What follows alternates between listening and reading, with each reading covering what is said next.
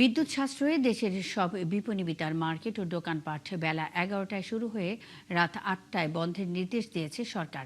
একই সাথে সন্ধ্যা ৭টার মধ্যে সব ধরনের আলোকিত বিলবোর্ড বন্ধ করতে হবে। বুধবার সন্ধ্যায় বিদ্যুৎ, জ্বালানি ও খনিজ সম্পদ মন্ত্রণালয় এক বিজ্ঞপ্তিতে এই সব আদেশ দেন। এছাড়া দেশের বিভিন্ন স্থানে চলমান বাণিজ্য মেলা ও সাংস্কৃতিক অনুষ্ঠান রাত ৮টার মধ্যে শেষ করার নির্দেশ দেওয়া হয়েছে। তবে হাসপাতাল, ওষুধ, খাবারের দোকান সহ জরুরি সেবাগুলো এই নির্দেশনার আওতামুক্ত থাকবে।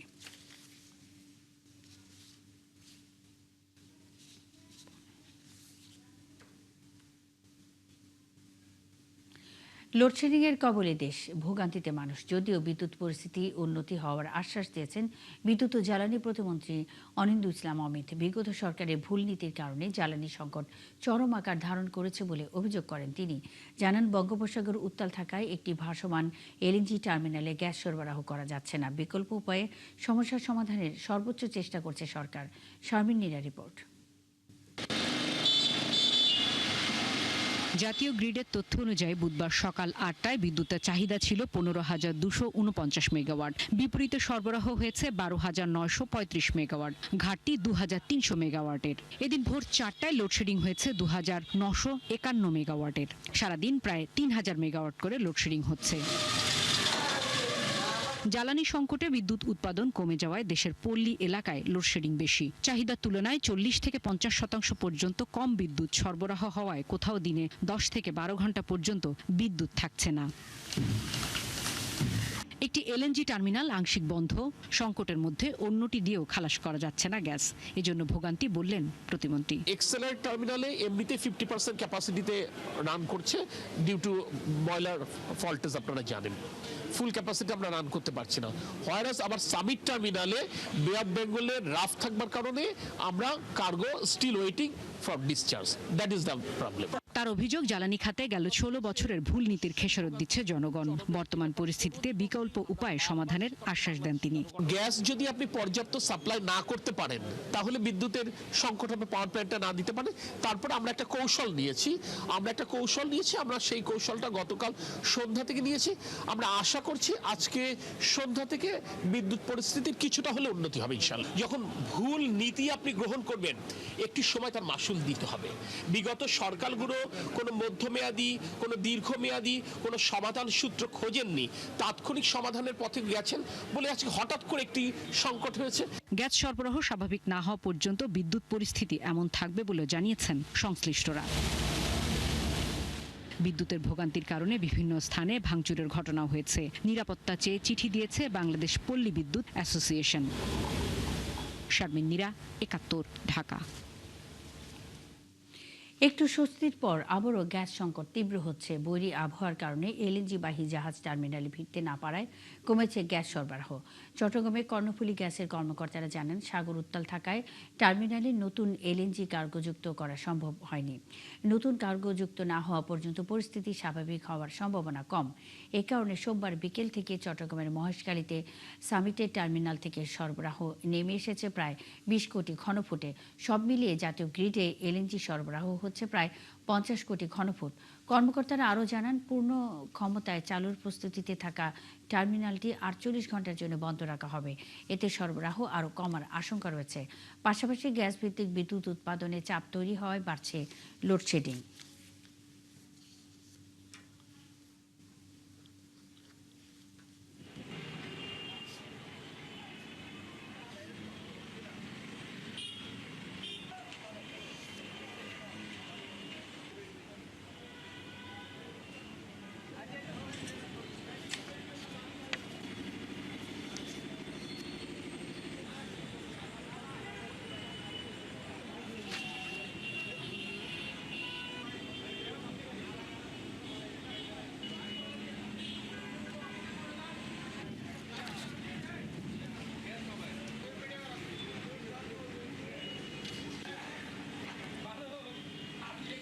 খুলনায় বেড়ে চলেছে ডেঙ্গুর সংক্রমণ। প্রতিটি সরকারি হাসপাতালে বাড়ছে রোগীর ভিড়।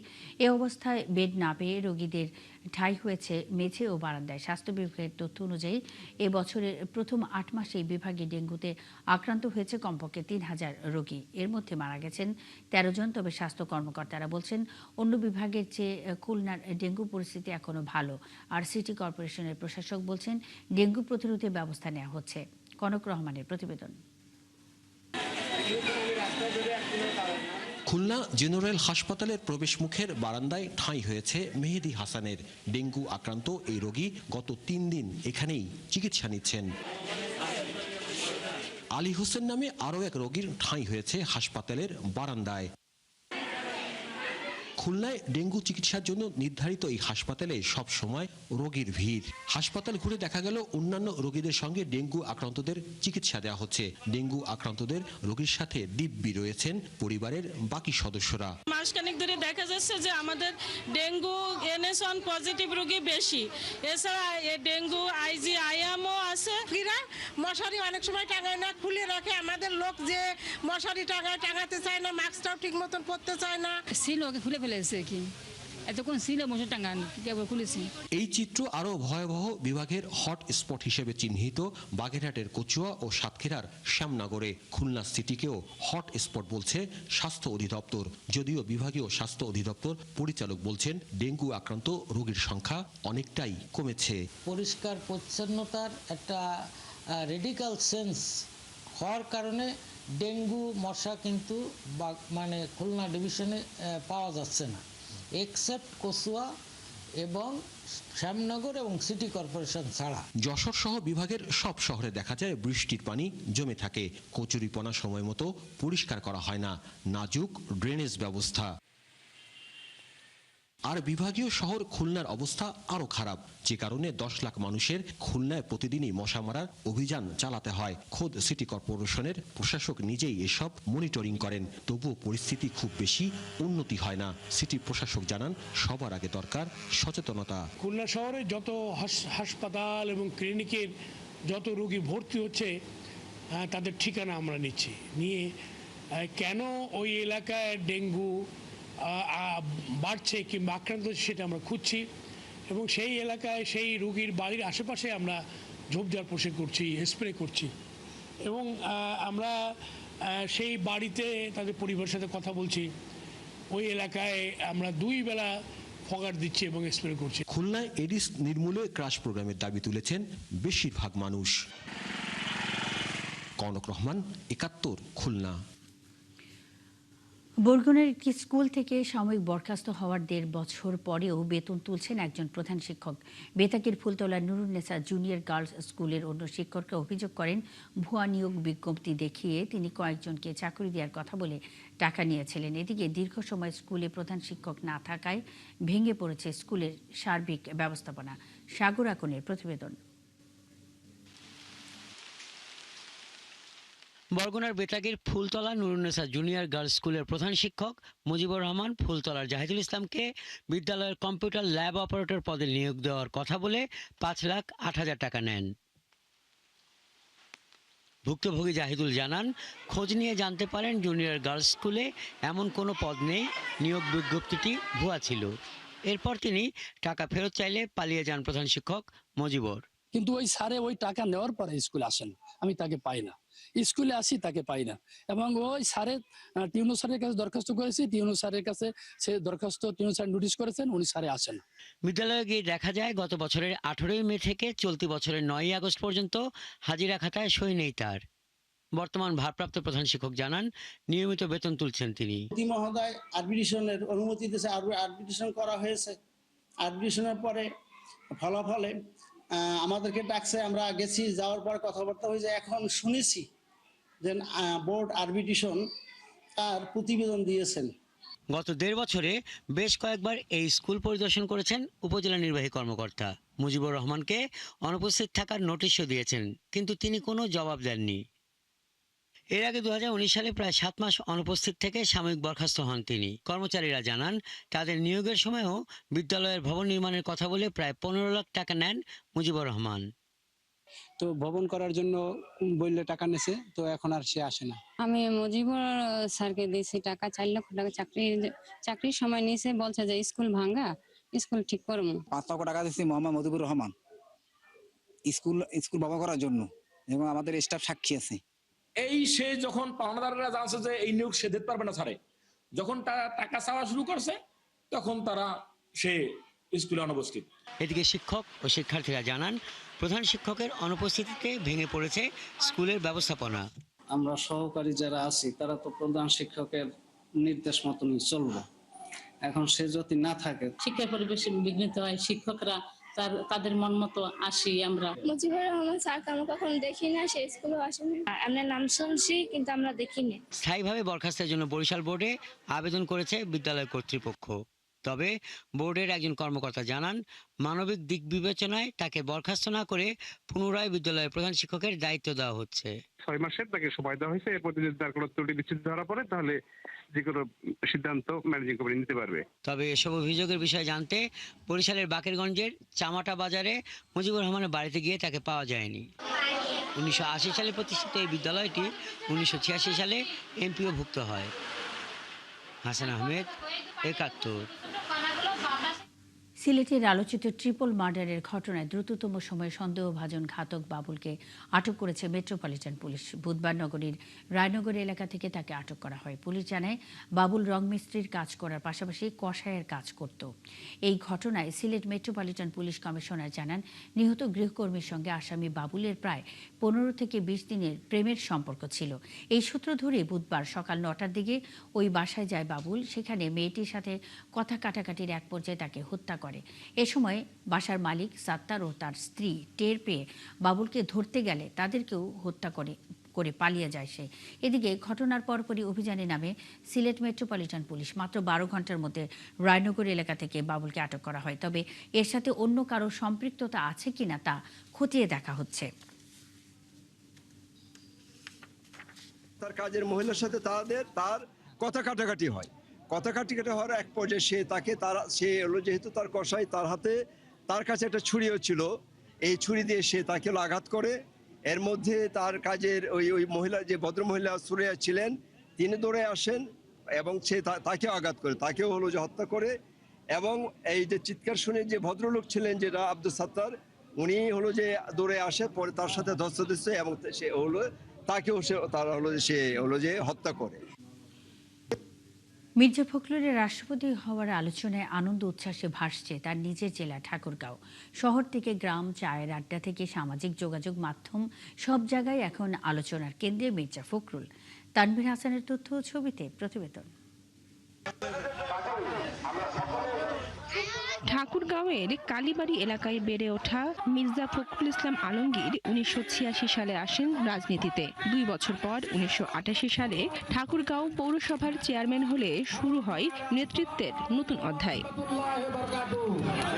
সেই চেয়ারম্যান থেকে বিএনপির মহাসচিব, দলের নেতৃত্ব দেওয়ার পাশাপাশি বর্তমানে দায়িত্বে আছেন স্থানীয় সরকার, পল্লী উন্নয়ন ও সমবায় মন্ত্রণালয়ের। এবার রাষ্ট্রপতি পদে তার নাম আলোচনায় আসতেই তিনি হয়ে উঠেছেন উচ্ছ্বাসের কেন্দ্রবিন্দু। সাম্প্রদায়িক যে আমাদের সমস্যাটা, আমরা আসলে মির্জা ফখরুলের মাধ্যমে কখনো আমরা এই সমস্যাটা ফেস করি নাই। ছোটবেলা থেকে ওনাকে আমরা চিনি। আসলে উনি লোক হিসেবে অনেক ভালো, শিক্ষক হিসেবে অনেক ভালো ছিলেন এবং আমাদের গার্ডিয়ান। ঠাকুরগাঁওবাসী মনে করেন, দীর্ঘ রাজনৈতিক জীবনের অভিজ্ঞতা ও ত্যাগের কারণে মির্জা ফখরুল তাদের গর্ব। বাসিন্দারা আরও জানান, তিনি রাষ্ট্রপতি হলে তার অভিজ্ঞতা ও প্রজ্ঞায় সমৃদ্ধ হবে দেশ। বাংলাদেশের জন্য অনেক ত্যাগ স্বীকার করেছেন, দেশের জন্য তার অনেক অবদান রয়েছে। ফখরুল রাষ্ট্রপতির আসনে আসীন হওয়া ঠাকুরগাঁও জেলার জন্য একটা ঐতিহাসিক প্রাপ্তি। আমরা সৌভাগ্যবান। সুশীল সমাজের প্রতিনিধিরা বলছেন, মির্জা ফখরুল পরিচ্ছন্ন রাজনীতিবিদ হিসেবে দেশে ও বিদেশে পরিচিত। তিনি রাষ্ট্রপতি হলে এই পদের ভাবমূর্তি বাড়বে। স্যার একজন আলোকিত মানুষ, স্বচ্ছ রাজনীতিবিদ, শিক্ষক সমাজ, আমরা খুবই আনন্দিত। তিনি একজন পরিচ্ছন্ন রাজনীতিবিদ হিসেবে ইতিমধ্যেই তার কর্মের মাধ্যমে প্রতিষ্ঠা পেয়েছেন। 5 মাস 6 মাসে যে কাজটি উনি করেছেন, আর কারো পক্ষে এটি সম্ভব ছিল বলে মনে করি না, বিশ্বাস করি না। ঠাকুরগাঁওয়ের মাটি থেকে বঙ্গভবনের সম্ভাব্য যাত্রা, এখন সিদ্ধান্তের অপেক্ষায় পুরো ঠাকুরগাঁওবাসী। বনশ্রী হালদার, একাত্তর। অর্ধশত অবৈধ ড্রেজার মেশিনে সুনামগঞ্জের দোয়ারা বাজারে খাসিয়ামারা নদীতে নির্বিচারে বালু উত্তোলনের অভিযোগ উঠেছে।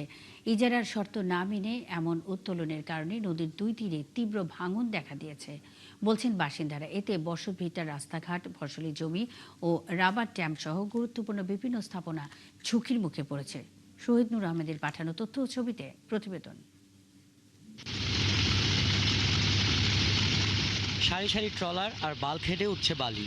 সুনামগঞ্জের দোয়ারাবাজার উপজেলার নোয়াপাড়া এলাকায় খাসিয়ামারা নদীতে শেষ রাত থেকে শুরু করে সারাদিন অর্ধশত ড্রেজার বসিয়ে বালু তোলা হচ্ছে। এই কাজ করছে মেসার শাহজালাল কনস্ট্রাকশন নামের একটি ইজারা প্রতিষ্ঠান। নোয়াপাড়া গ্রামের পাশে রাবার ড্যাম থাকায় সরাসরি নদীর ওই অংশে নৌকা চলাচল বন্ধ হয়ে গেছে। এই সুযোগে নদীর এক পাশ থেকে বালু উত্তোলন করে পাইপ দিয়ে ড্রেজিংয়ের মাধ্যমে অপর পাশে থাকা বালখেডে লোড করা হচ্ছে। এলাকার মানুষের অভিযোগ, সুরমা ইউনিয়ন পরিষদের বর্তমান চেয়ারম্যান হারুনুর রশিদ নদী ইজারা নেওয়ার পর থেকেই এসব অবৈধ ড্রেজার নামানো হয়েছে। বালিটা যে বারকি দেখতেছেন, বারকি আসলে বালিটা মানে ড্রেজারে গুড়াই ফালালে বালিটা মানে ড্রেজারে কাইটা শুধু লুট দেওয়া। রাস্তাঘাটে গাড়ি থাকতো প্রচুর, পরে অ্যাম্বুলেন্স আইতাছে না, গাড়ি ঘোড়া আইতাছে না, মানে ঠেলা গাড়ি যাইতাছে না, এই কারণে অনেক লেজার দিয়ে দিচ্ছে। নদীপাড়ের বাসিন্দারা জানান, ড্রেজারের বিকট শব্দে সাধারণ জীবনযাপন থেকে শুরু করে শিক্ষার্থীদের পড়াশোনাও ব্যাহত হচ্ছে। নৌকার বাড়ি আমার গড়দর গেছে গা, মানে লেদার বয়সে আমি মানে কই যাচ্ছি। এই শব্দের লাগি আমাদের ছেলে মেয়েরা লেখাপড়া করতে পারে না, আমরা ঘরের ভিতরে বসতে পারি না, ঘুমাইতে পারি না। আমার ঘর একটা নিচে গা ভাঙ্গা, এরপরে আবার মেন ঘর আমার ঘুরে আছে।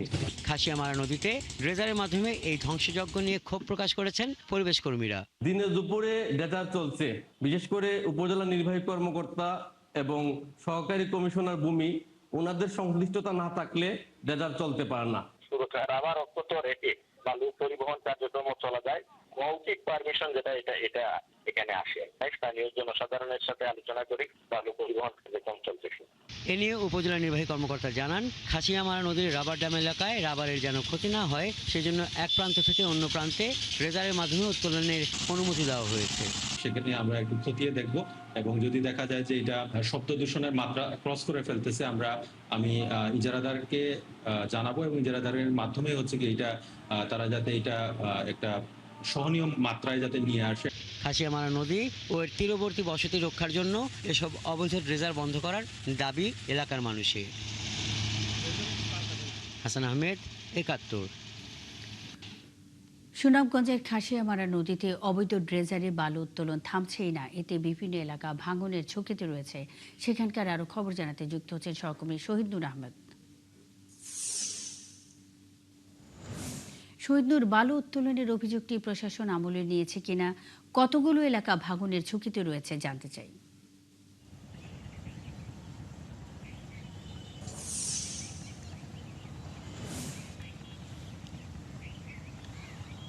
মুন্নি, ধন্যবাদ আপনাকে।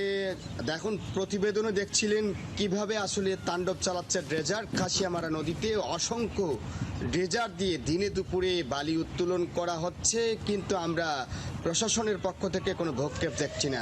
অর্থাৎ বলা যায় যে এখানে রক্ষক বক্ষক হয়ে যাচ্ছে, এমনটাই অভিযোগ করছেন এই খাসিয়ামারা দুই তীরের বাসিন্দারা। আমি যদি জানানোর চেষ্টা করি, সুনামগঞ্জের এই খাসিয়ামারা নদী কিন্তু সীমান্ত পাহাড়ি নদী এবং পাহাড়ি নদী এটি শেষ পর্যন্ত সুরমাতে এসে মিলিত হয়েছে।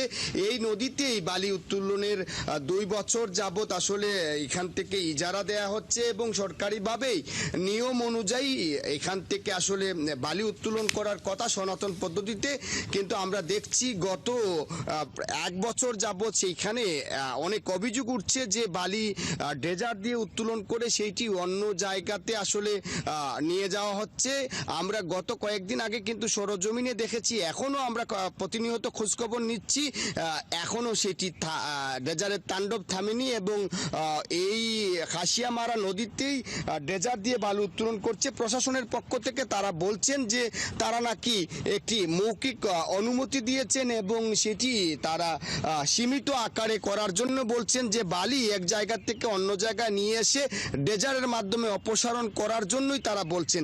কিন্তু পরিবেশ বাদী যারা রয়েছেন বা পরিবেশ সংগঠন এবং জেলা প্রশাসনের যে শর্ত রয়েছে, যারা শর্ত, সেখানে কোথাও কিন্তু ড্রেজারের কথা উল্লেখ নেই বা ড্রেজার দিয়ে বালি উত্তোলন করা যাবে এমন বিধানও কিন্তু নেই। এই যে পরিবেশ বিধ্বংসী এই ড্রেজার আসলে তাণ্ডব চালাচ্ছে, এর ফলে নদীর দুই তীরের বাসিন্দারা আতঙ্কগ্রস্ত রয়েছেন। বিকট শব্দে প্রতিনিয়ত অসংখ্য ড্রেজার চলার কারণেই কিন্তু মানুষ একটি দুর্বিষহ জীবনযাপন করছেন। অনেকেই বাড়িঘর হারানোর উপক্রম, কেননা দুই তীরের বাসিন্দাদের অনেকের ঘরবাড়ি ভাঙনের কবলে পড়েছে এবং মানুষজন এই ঘরবাড়ি হারিয়ে তারা কিন্তু অসহায় হয়ে পড়ছেন। কিন্তু প্রশাসন এবং এই যে স্থানীয় যে জনপ্রতিনিধি হারুন, যিনি এখান থেকে বিএনপি রাজনীতির সাথে যুক্ত, তিনি আসলে এই নদীটি ইজারা নিয়েছেন। তার ইজারা নেওয়ার পরেই কিন্তু এই ধরনের ঘটনা ঘটছে, অভিযোগ করছেন মানুষজন, কিন্তু তারা কোনো ধরনের সমাধান পাচ্ছেন না। অর্থাৎ কখন আসলে এই ড্রেজারের তাণ্ডব লীলা কতদিন পর্যন্ত চলবে সেইটা নিয়ে মানুষ প্রশ্ন করছেন। পরিবেশবাদীরা মনে করছেন এই খাসিয়ামারার দুই তীর রক্ষার জন্য কিন্তু এখনই প্রশাসনকে পদক্ষেপ নিতে হবে। আমরা কথা বলেছিলাম উপজেলা প্রশাসন, জেলা প্রশাসনের সাথে, তারা এখনো আসলে দায়সারা বক্তব্য দিচ্ছেন। মনি, শহীদ নূর আহমেদ, অসংখ্য ধন্যবাদ। সঙ্গেই থাকবেন। দর্শক, সুনামগঞ্জের খাসিয়ামারা নদীতে অবৈধ ড্রেজারে বালু উত্তোলন থামছেই না, এতে বিভিন্ন এলাকা ভাঙনের ঝুঁকিতে রয়েছে। এ বিষয়ে সবশেষ খবরাখবর নিয়ে শহীদ নূর আহমেদ যুক্ত ছিলেন। লালমনিরহাটে ক্যানেলের অভাবে জলাবদ্ধতা নিরসন না হওয়ায় জেলার বিভিন্ন এলাকায় প্রায় 15,000 একর জমি অনাবাদি পড়ে আছে। এতে প্রতি বছর প্রায় 28,000 মেট্রিক টন ধান উৎপাদন থেকে বঞ্চিত হচ্ছেন জেলার কৃষকরা। কৃষি বিভাগ বলছে, পানি নিষ্কাশনের ব্যবস্থা করা গেলে অনাবাদি জমিগুলো আবাদযোগ্য হবে এবং বাড়বে আমন উৎপাদন। মিলন পাটোয়ারির তথ্য ও ছবিতে প্রতিবেদন। লালমনিরহাট পৌর এলাকার ধনিটারি, সাপপানার দোলা, মহিষখোচার বারঘরিয়া দোলা, নামুচি করার দোলা ও হাতিবান্ধা কারবালার দোলা সহ বেশ কয়েকটি এলাকা দীর্ঘদিন ধরে জমে আছে বৃষ্টির পানি। এতে দুর্ভোগে পড়েছেন কৃষকরা। তারা বলছেন, পানি নিষ্কাশনের পথ না থাকায় এসব জমিতে আমন আবাদ করতে পারছেন না তারা। এতে ক্ষতির মুখে পড়েছেন কৃষকরা। তাদের অভিযোগ, জনপ্রতিনিধিদের কাছে ক্যানেল নির্মাণের দাবি জানালেও কোনো কাজ হয়নি। সরকার কাছে এটা আবেদন যে এখানে একটা নালা দেওয়া হোক। বিলটার কোনো সংস্কার নেই। এই ঢ্যাপঢাপি থেকে শুরু করিয়া আমাদের এই সাপটানার দোলা সম্পন্ন এবং আমাদের এই ওই মহেন্দ্রনগর থেকে শুরু করিয়া গোটায় শহরের জল এই দোলা দিয়ে যায়। ক্যানেলে পানিটা নামলে গেলে তাড়াতাড়ি যাবে, তখন আবাদটা ভালো হবে। কৃষকদের দাবি, খাল খনন ও ক্যানেল নির্মাণ করে দ্রুত পানি নিষ্কাশনের ব্যবস্থা করলে অনাবাদি জমিগুলো উদ্ধার হবে। দোন করে 18 মণ 20 মণ পর্যন্ত ধান হয়, তাহলে সেই দোলাটা যদি মার যায় তাহলে কি অবস্থাটা হবে আমার কৃষকদের? পানি দিয়ে ভর্তি হওয়ার কারণে আমরা এখনো চাষাবাদ শুরু করতে পারতেছি না। আমরা বলান লাগাইছি, বলান যে যতটুকু লম্বা হয়েছে তার সাথে পানি আরো বেশি। এ বিষয়ে কৃষি বিভাগের কর্তারাও বলছেন, পানি নিষ্কাশনের ব্যবস্থা করা গেলে এসব জমিতে আমন সহ অন্যান্য ফসল উৎপাদন বাড়বে। খাল খননের মাধ্যমে যদি পানি নিষ্কাশনের ব্যবস্থা করে দিলে পানিটা খুব দ্রুত নিষ্কাশন হয়ে যাবে। সেক্ষেত্রে আমাদের এই আমন মৌসুমে বা অর্থাৎ খরিফ মৌসুমে এটা এই জমিগুলো চাষের হাতে চলে আসবে। জেলায় চলতি রোপা আমন মৌসুমে 86,650 হেক্টর জমিতে চাষের লক্ষ্যমাত্রা নির্ধারণ করা হলেও এই পর্যন্ত চাষ হয়েছে 85,810 হেক্টর জমিতে। তবে জলাবদ্ধতার কারণে বিভিন্ন এলাকায় প্রায় 15,000 একর জমি অনাবাদি পড়ে আছে। শাকিলা শম্পা, 71। লালমনিরহাটে জলাবদ্ধতায় আমন চাষ ব্যাহত হচ্ছে, এতে দুর্ভোগে পড়েছেন কৃষকরা। সেখানকার বিস্তারিত খবর জানাতে যুক্ত হচ্ছেন সহকর্মী মিলন পাটোয়ারি। মিলন, জলাবদ্ধতা নিরসনে কৃষি বিভাগ কোনো পদক্ষেপ কি নিয়েছে কিনা? জেলায় কত একর জমি এখনো অনাবাদি আছে?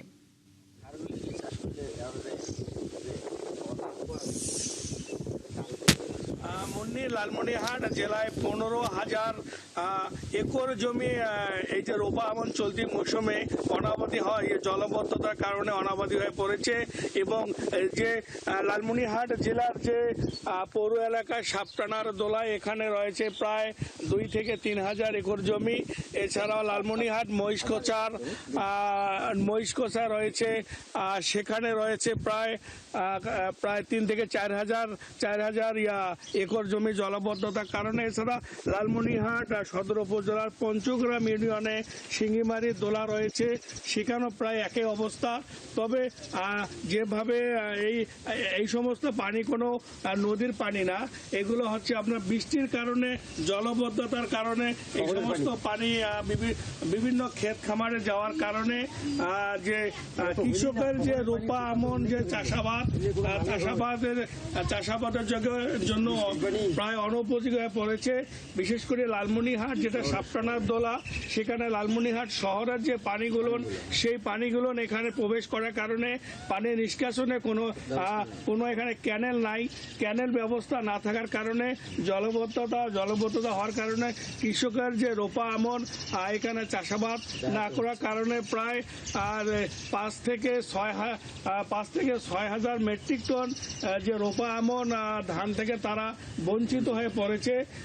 যদি একটি ক্যানেলের মাধ্যমে জলবদ্ধতা নিরসন করা যায়, সেক্ষেত্রে দেখা যাবে যে কৃষকরা তারা রোপা আমন চাষাবাদ করতে পারবে। আমি একজন কৃষকের সঙ্গে কথা বলবো। আচ্ছা, আপনাদের এখানে মানে কিরকম জলবদ্ধতার সমস্যা আপনাদের এখানে? আমাদের লালমনিরহাট শহরের সমস্ত জল এসে এখানে জমাট হয়ে যায়। একটু বৃষ্টি হলেই এই সমস্ত জায়গায় জল এমন হয়ে যায় কচুরিপানা হয়ে যায়। কচুরিপানার কারণে এখানে কয়েকশো একর জমি আবাদ হচ্ছে না, আমন আবাদটা। সে কারণে আমরা এই যে গরিব মানুষ, এখন যদি এই আবাদ সাবাদ না হয় তাহলে আমরা কেমন করে বাঁচবো? তাহলে আগে এগুলোর আবাদ হইতে, এখন ওই যে ক্যানেলটা বন্ধ হয়ে গেছে, এখন যদি সরকার যদি আমাদের এই ক্যানেলের একটা ব্যবস্থা করে দেয়, তাহলে এই সমস্ত জায়গাগুলো আমাদের আবাদ সাবাদ হবে। আচ্ছা, আমি যে আরেকজন কৃষকের সঙ্গে কথা বলি যে আপনাদের কি সমস্যা আছে আমন চাষে?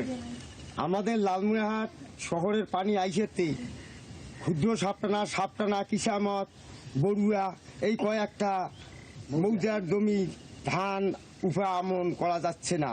এতে সব ক্ষতি করছে লালমনিরহাট শহরের পানি। জলবদ্ধতার কারণে মুন্নি যে আপনি শুনলেন, যে আপনার মাধ্যমে আমি দর্শককে জানালাম যে কৃষকের যে অবস্থা। তবে জলবদ্ধতার নিরসনের যদি কোনো প্রকারের ব্যবস্থা গ্রহণ করা যায়, স্থানীয় কৃষকরা বিভিন্ন স্থানে ধর্ণা দিয়ে কোনো প্রকার লাভ হয়নি। এবং জলবদ্ধতা যদি নিরসন করা যায়, তাহলে লালমনিরহাট জেলা যে প্রায় 28,000 মেট্রিক টন ধান উৎপাদন থেকে যে বঞ্চিত রয়েছে এই জলবদ্ধতার কারণে। তবে যদি সামান্য কিছু স্থানে যে যদি নালা বা ক্যানেলের ব্যবস্থা করে পানি নিষ্কাশন করা যায়, তাহলে লালমনিরহাট জেলায় 28,000 মেট্রিক টন যে ধান থেকে বঞ্চিত কৃষক রয়েছে, সেই কৃষকরা ধান উৎপাদন করতে পারবে। মুন্নি, এই ছিল। মিলন পাটোয়ারি, অসংখ্য ধন্যবাদ। বেশ কিছু তথ্যের জন্য লালমনিরহাট থেকে মিলন পাটোয়ারি যুক্ত ছিলেন।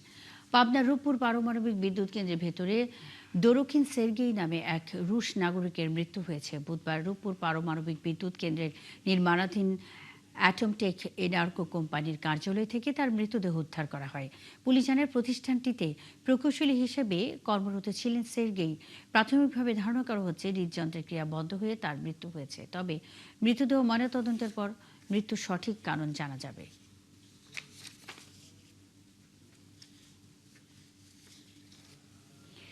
শেরপুরের ঝিনাইগাতিতে নিখোঁজের 8 দিন পর বিল্লাল হোসেন নামের এক ধান ব্যবসায়ীর মৃতদেহ উদ্ধার করেছে পুলিশ। বুধবার পূর্ব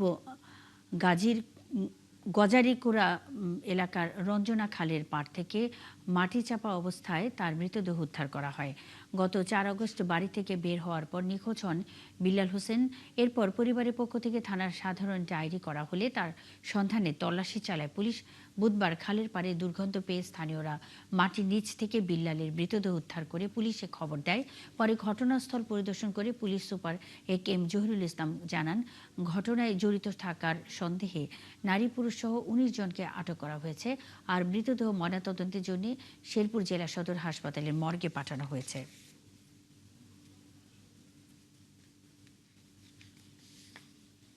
4 তারিখে নিখোঁজ হয়েছেন। আমাদের থানায় একটা অভিযোগ ছিল, আমরাও খোঁজাখুঁজি করছিলাম। ভিকটিমের যারা আত্মীয় স্বজন আপনজন, এই যে ওনার বোন এখানে আছেন, ওনারা খোঁজাখুঁজির প্রেক্ষিতে মূলত এটা পাওয়া গেছে এখানে মাটি চাপা দেওয়া অবস্থায়। এই সাইডটা ওখানে দেখা যাইতেছে লুঙ্গিটা আর ইয়াটা। তখন হইলো ওরা ডাক দিছে, যে চিল্লাচিল্লি লাগাইছে যে তোমরা এখানে আসো, এখানে একটা কিছু পাওয়া গেছে। পরে আমার এক ভাইস্তে ওইখানে ট্রাক্টর দিয়ে খেত হাল বইতেছে, পরে উনি দৌড়ায় আসছে, আইসা হাইরা দেখে যে আমার ভাই এখানে পাওয়া গেছে। বগুড়ার মালগ্রাম দিঘির পাড় এলাকা থেকে অজ্ঞাতনামা এক ব্যক্তির অর্ধগলিত ও বস্তাবন্দি মৃতদেহ উদ্ধার করেছে পুলিশ। বুধবার এলাকাবাসী কচুরিপানার ভেতর থেকে একটি বস্তা উদ্ধার করে 999-এ ফোন দেয়, পরে পুলিশ এসে মৃতদেহ উদ্ধার করে। বগুড়া সদর থানার উপপরিদর্শক জাহিদুল ইসলাম জানান, প্রাথমিকভাবে ধারণা করা হচ্ছে অন্তত এক সপ্তাহ আগে ওই ব্যক্তির মৃত্যু হয়েছে। তার নাম পরিচয় এখনো জানা যায়নি। মৃতদেহ শনাক্তের চেষ্টা চলছে। ত্রিপল লাইনের মাধ্যমে সংবাদপ্রাপ্ত হইয়া আমরা মালগ্রাম পুকুরপাড় এলাকায় আসে জানতে পারি যে অজ্ঞাতনামা একটা বস্তাবন্দি লাশ পড়ে আছে। পরে আমরা লাশটা মুখ খুলে যেটা দেখতে পাই যে কম করে হলেও 7 থেকে 10 দিন আগের মৃতদেহ। নেত্রকোনার কলমাকান্দায় আলাদা স্থানে পুকুর ও বর্ষার জমা পানিতে ডুবে 2 শিশুর মৃত্যু হয়েছে। বুধবার উপজেলার রংছাটি ও পোগলা ইউনিয়নে এই দুটি ঘটনা হয়। এলাকাবাসী জানায়, বুধবার কালাইকান্দি গ্রামে বাড়ির পাশে খেলছিল 1 বছরের শিশু মুয়াজ। এ সময় পুকুরের পানিতে পড়ে তলিয়ে যায়। পরে তাকে হাসপাতালে নিলে চিকিৎসক মৃত ঘোষণা করেন। অন্যদিকে উপজেলার পোগলা ইউনিয়নের সুনই গ্রামে বাড়ির চারপাশে জমে থাকা বর্ষার পানিতে পড়ে মারা গেছে 18 মাস বয়সী শিশু তাসকিন তারেক।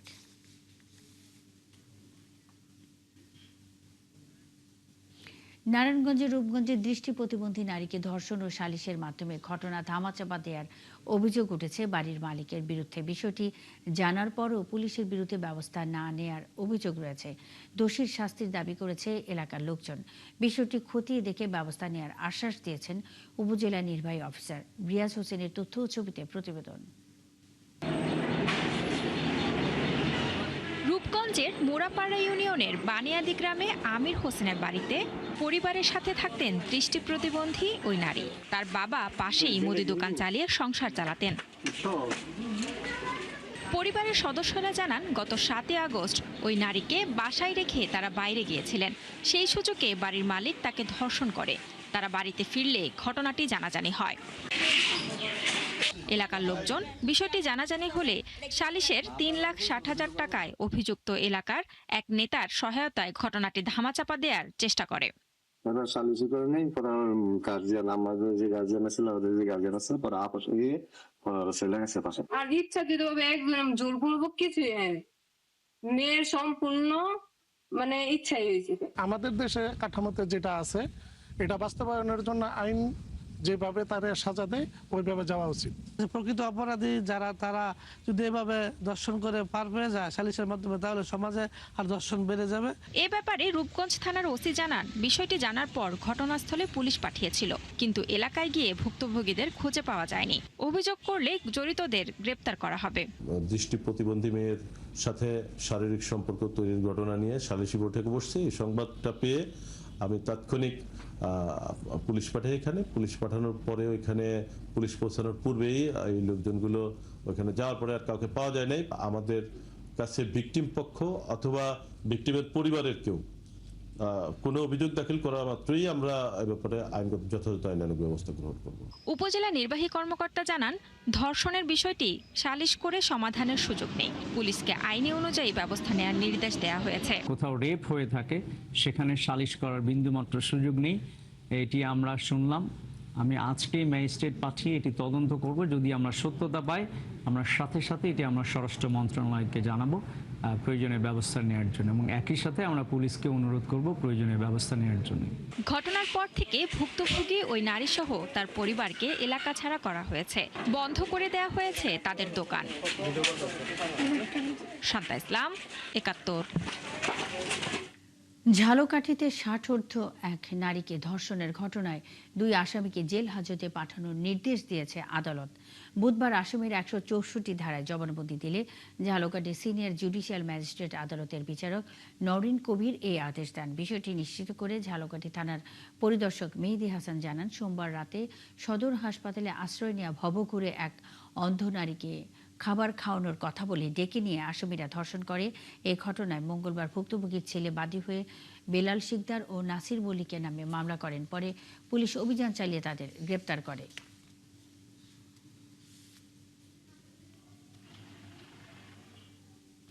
মেহেরপুর 250 শয্যা জেনারেল হাসপাতাল পরিদর্শনে গিয়ে দ্বন্দ্বে জড়ালেন মেহেরপুর 1 আসনের সংসদ সদস্য জামায়াতে তাজউদ্দিন খানের কর্মী ও বিএনপি সমর্থক। এ সময় বিএনপির এক কর্মীকে মারধরের অভিযোগ উঠেছে। পুলিশ জানায় বুধবার জামায়াতের কর্মী সমর্থক সহ তাজউদ্দিন খান হাসপাতাল পরিদর্শনে যান। এ সময় তিনি ডাক্তার বেলাল হোসেনের কক্ষ ফাঁকা দেখতে পান, কিন্তু হাজিরা খাতায় তার স্বাক্ষর থাকায় কারণ দর্শানোর নির্দেশ দেওয়া হয়। এরপর প্যাথোলজি বিভাগের একজনের ভুয়া আইডি কার্ড দেখে কথা কাটাকাটির এক পর্যায়ে তাকে লাঞ্ছিত করেন জামায়াতের এক কর্মী। এ নিয়েই সেখানে বিএনপি সমর্থকদের মধ্যে উত্তেজনা তৈরি হয়। এক পর্যায়ে সংসদ সদস্য সহ তার সমর্থকদের অবরুদ্ধ করে রাখেন বিএনপি কর্মীরা। খবর পেয়ে পুলিশ সহ বিএনপি সভাপতি ঘটনাস্থলে এসে পরিস্থিতি নিয়ন্ত্রণে আনেন। এ নিয়ে জেলা জামায়াতের সাধারণ সম্পাদক ইকবাল হোসাইন জানান, হাসপাতাল দালাল মুক্ত করতে গিয়ে এই উত্তেজনা তৈরি হয়।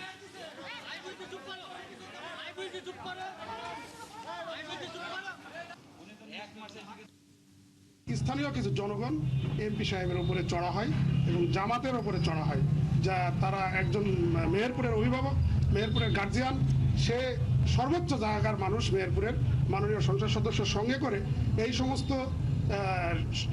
ক্যাডার বাহিনী, আমি এক কথায় বলবো ক্যাডার বাহিনীর সাথে করে এনে এই হাসপাতালে এই ধরনের অপকর্ম করেছে, যার কারণে আমি এই ঘটনার তীব্র নিন্দা জানাই। এখানে বিশেষ করে একটা রাজনৈতিক দলের লোকজন এখানে মানে মব সৃষ্টি করছে। তারা মূলত এই হাসপাতালে অনৈতিক সুবিধা নিচ্ছে আর কি। অনৈতিক সুবিধা নিয়ে তারা হচ্ছে কি যে এই হসপিটাল থেকে রুগী ভাগায় নিয়ে বিভিন্ন জায়গায় যাচ্ছে এবং হসপিটালে রুগীদের যে সেবা, এই সেবাটাকে হচ্ছে কি তারা বিলম্বিত করছে। বরিশালে পাইকারি মোকামে দেখা নেই ইলিশের। জেলেরা জানান, নদীতে ইলিশ তো নেই, পাওয়া যায় না অন্যান্য মাছও। এছাড়া চাষ করা যে পরিমাণ মাছ আসছে তাও চাহিদার তুলনায় কম, যে কারণে বাজারে মাছের দাম কেজি প্রতি 50 থেকে সর্বোচ্চ 250 টাকা বেড়েছে। বিধান সরকারের প্রতিবেদন।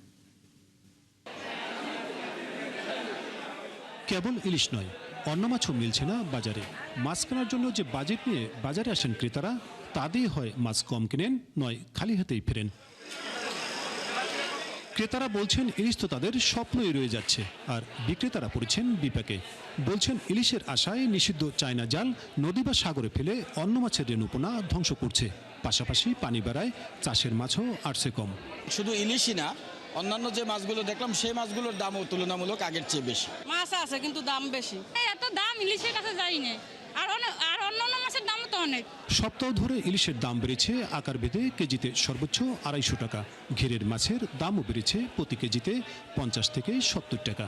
চায়না জাল দিয়ে মাছ ধরে, ইলিশের রেণু মারিয়ে ফেলাইছে, এই জন্য নাই মাছ নাই বিদায় আমরাও দাম বেশি দিয়ে কিনি, আমাকেও বেশি দাম দিয়ে বেচা লাগে। আড়তদাররা জানান, বৈরী আবহাওয়ার কারণে সাগরে ট্রলার যেতে পারছে না। অপরদিকে নদীতেও নেই কাঙ্ক্ষিত মাছ, তাই ব্যবসায় মন্দা। এখন কর্মচারী ছাঁটাইয়ের চিন্তা করছেন। এখন তেলাপিয়া বিক্রি হচ্ছে 200 টাকা, 220 টাকা, আর আপনার রুই হলো 380 টাকা, 420 টাকা, আর মির্গে মাছ হলো 280, 300। বেলকা যেটা 2 কেজি সেটা 90-95 হাজার, আর যেটা মনে করেন এলসি 700-750, এটা 1,05,000, 7,000 এই দাম যাচ্ছে। এবং যেটা কেজি এটা 1,20,000, 22,000, আর যেটা মনে করেন 1200 গ্রাম 1,28,000, 30,000। ইলিশের মৌসুম চলমান। ঠিক এই সময়ে এই বাজারে প্রায় 1000 থেকে 1,500 মণ ইলিশ থাকার কথা।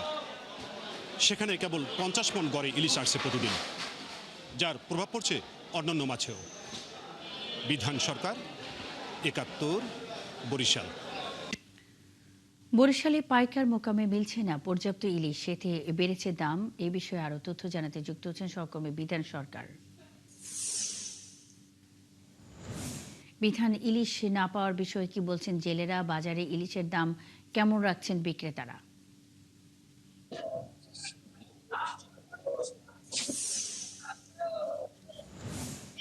কিন্তু ইলিশের আকাল চলছে, কিন্তু ইলিশের এখন কিন্তু সিজন, এখন খুচরা শেষ, এবং এই সময় কিন্তু ইলিশ থাকার কথা প্রচুর।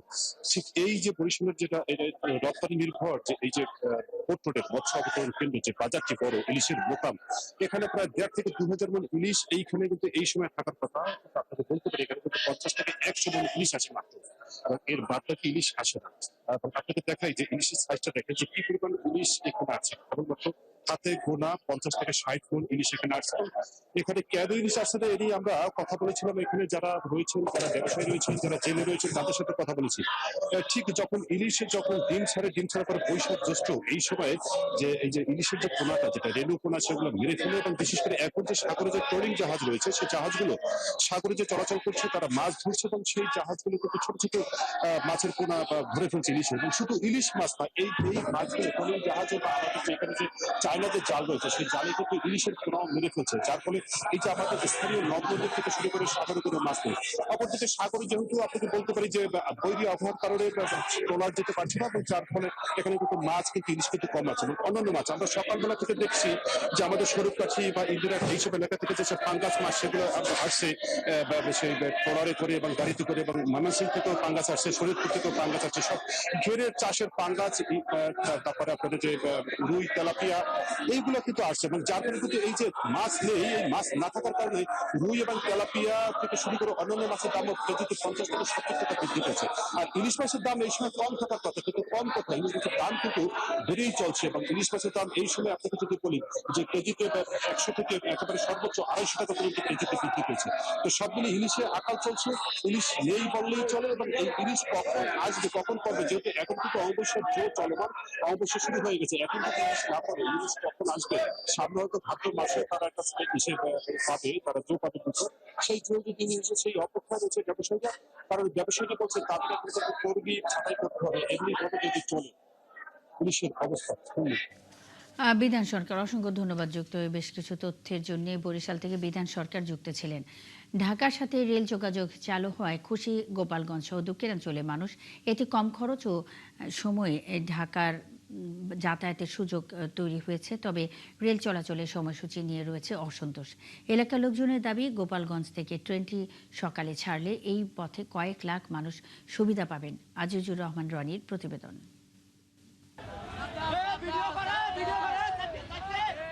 2018 সালের নভেম্বরে প্রথম রেল যোগাযোগ চালু হলেও এতদিন ঢাকার সঙ্গে সরাসরি যাতায়াতের সুযোগ ছিল না।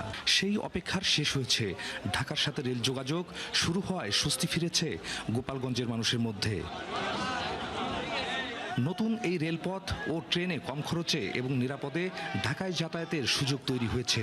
পাশাপাশি ব্যবসা বাণিজ্যেও এর ইতিবাচক প্রভাব পড়বে বলে আশা এলাকার লোকজনের। মাত্র 145 টাকা দিয়ে নিরাপদে ট্রেনে করে গোপালগঞ্জ থেকে ঢাকা যাওয়া যাবে এবং ঢাকা থেকে গোপালগঞ্জ আসা যাবে। আমাদের জন্য মনে হয় ভালোই হবে, রিজনেবল হবে, স্টুডেন্টদের জন্য সবথেকে বেস্ট হবে। টাইমটা যদি সকালের দিকে হতো তাহলে আরো বেশি ভালো হতো। ট্রেনের যাত্রাটা সবসময় আরামদায়ক হয়ে থাকে। তবে রেলের সময়সূচি নিয়ে রয়েছে অসন্তোষ। এলাকার লোকজনের দাবি, সকালে গোপালগঞ্জ থেকে ছেড়ে ট্রেনটি কাশিয়ানী, বলমারী ও মধুখালী হয়ে ঢাকায় গেলে উপকারভোগী হবে কমপক্ষে 10 লাখ মানুষ। গোপালগঞ্জের সাথে আজ ঢাকা রাজধানীর যে সংযোগটা হইল, এর জন্য আমি বিশেষ করে একজন গোপালগঞ্জের মানুষ হিসেবে অনেক খুশি। আজ আমি গোপালগঞ্জ থেকে ঢাকা যাচ্ছি এই ট্রেনে, উদ্বোধনী ট্রেনে। এটাই আমার খুব আনন্দ। আবার আসার সময় আবার ট্রেনে আসবো। আজকের এই অভিযাত্রী কমিউটার চালুর মাধ্যমে এটা উদ্বোধন হলো, খুবই ভালো লাগছে। প্রথমবারের মতো অভিযাত্রী কমিউটার ট্রেন ভ্রমণ করলাম। আমরা আজ গোপালগঞ্জবাসী কাঁধে কাঁধ মিলিয়ে এই আনন্দটাকে একযোগে উপভোগ করতেছি। ভালোই লাগছে, নতুন একটা ট্রেন উদ্বোধন করতে পারলাম। এর আগেও অনেক ট্রেন আমি উদ্বোধন করেছি। উদ্বোধনী অনুষ্ঠানে স্থানীয় সংসদ সদস্যরা গোপালগঞ্জের উন্নয়ন ও রেল যোগাযোগ সম্প্রসারণের কথা তুলে ধরেন। ভবিষ্যতে নতুন রেল সেবা চালুর আশ্বাসও দেন তারা। আমরা আপনাদের আশ্বস্ত করে গেলাম, আগামী ডিসেম্বরের মধ্যে আপনারা ইন্টারসিটি সহ আরো একটা ট্রেন পাবেন। এ ব্যাপারে আপনাদের কাছে আশ্বস্ত করে গেলাম। রাষ্ট্রের টাকা খরচ করে রেল নির্মিত হয়েছিল, কিন্তু সেই সরকার করতে পারে নাই। আগামী ডিসেম্বর মাসে আমাদের গোপালগঞ্জে নতুন ট্রেন দেওয়া হবে। সেই ট্রেনে নতুন এসি বগি বলেন, চেয়ার কোচ বলেন, সবই থাকবে। এলাকার লোকজনের আশা, সময়সূচির পরিবর্তনের মাধ্যমে রেল যোগাযোগ আরও কার্যকর হবে। আজিজুর রহমান রনি, 71, গোপালগঞ্জ। দর্শক, চলছে দেশযুগ সরাসরি সংবাদ অনুষ্ঠান দেখতে চোখ রাখুন 71-এর ফেসবুক পেজ এবং সাবস্ক্রাইব করুন 71-এর ইউটিউব চ্যানেল। থাকুন 71-এর সাথে।